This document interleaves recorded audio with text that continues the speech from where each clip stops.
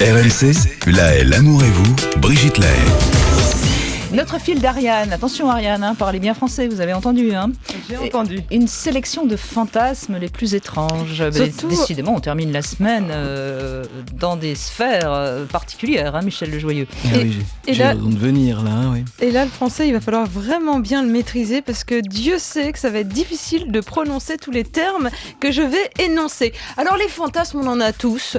Les plus classiques, vous les connaissez, faire l'amour avec un inconnu, faire l'amour avec quelqu'un du même sexe, faire l'amour. Vous, c'est quoi, votre fantasme, Brigitte ? Là, tout de suite, à l'instant présent, qu'est-ce que ça pourrait être mon fantasme ?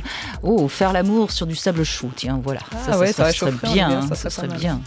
Mais regardez pas comme ça, Michel Le Joyeux. Non, c'est quoi ? Oui.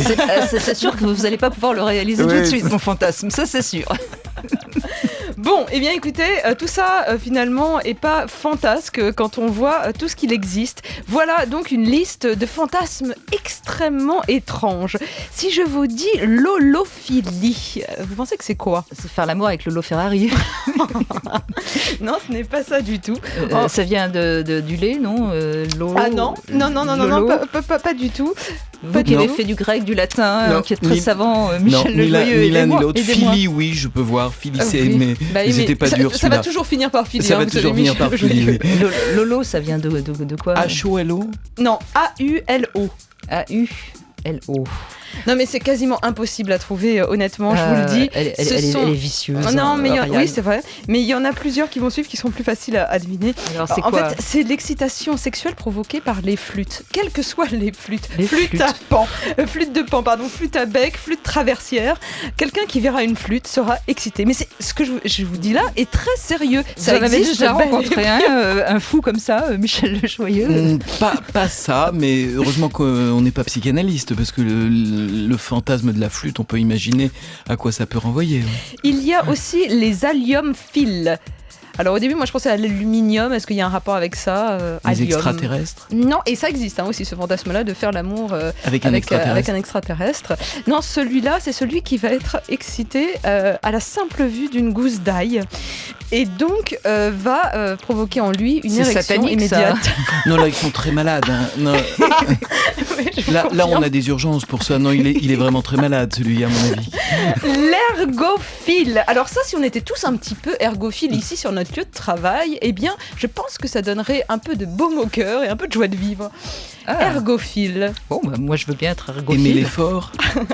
Aimer l'effort, oui, surtout les travaux importants, mais aussi accomplir de simples tâches. Par exemple, si vous allez retirer un colis à la poste, vous pouvez avoir une érection. Si vous allez chercher votre baguette de pain, mesdames, vous aurez sans doute les tétons qui pointent si vous êtes ergophile. Ça existe, ça aussi. Je pense pas que je sois ergophile parce que je n'ai pas d'érection. Non, vous n'avez je ne mouille pas plutôt, pardon. Aucune excitation particulière en venant ici. Quand je vais à la poste, non.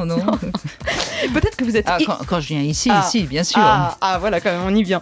Peut-être que vous êtes plutôt hypnophile, Brigitte. Hypnophile. Là, peut-être qu'on peut deviner. Aimer dormir ? Oui, tout à fait. En fait, aimer dormir, oui, mais surtout être stimulé sexuellement à l'idée de s'endormir, ça crée un plaisir certain. C'est jouissif de s'endormir. Ouais.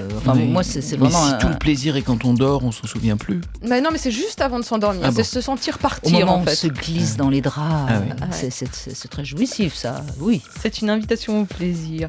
L'autoscopophilie est un trouble sexuel cette fois qui touche les personnes qui sont finalement très narcissiques. Elles sont excitées par la vue de leur propre corps.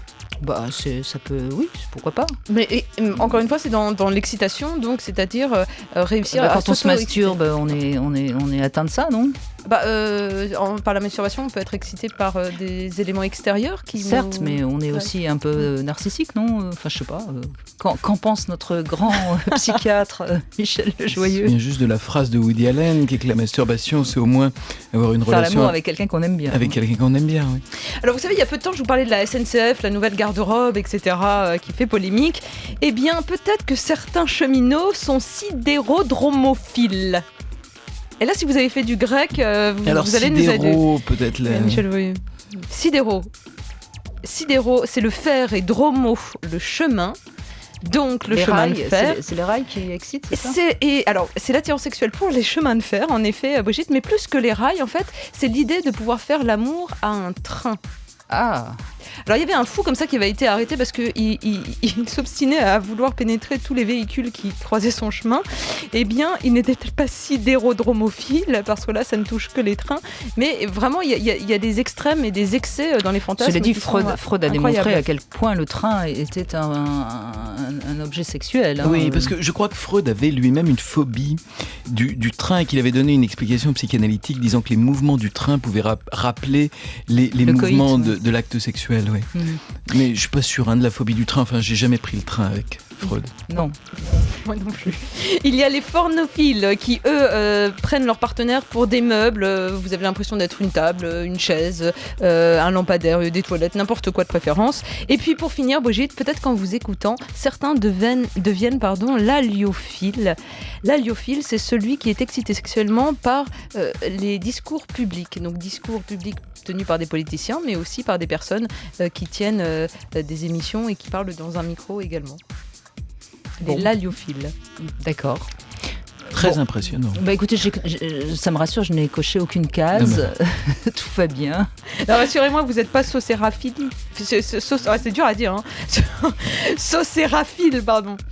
Je ne sais pas ce que L'amour c'est. des saucières. C'est attiré sexuellement par ses beaux-parents.